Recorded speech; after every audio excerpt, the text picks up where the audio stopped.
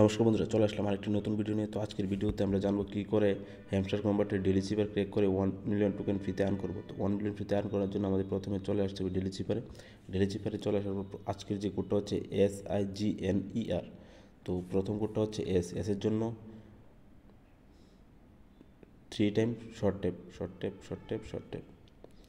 তারপরে কোডটা হচ্ছে 2 time short tap short tap short tap. তারপরে কোডটা হচ্ছে G long tap long tap short tap. তারপরে কোডটা হচ্ছে N long tap short tap.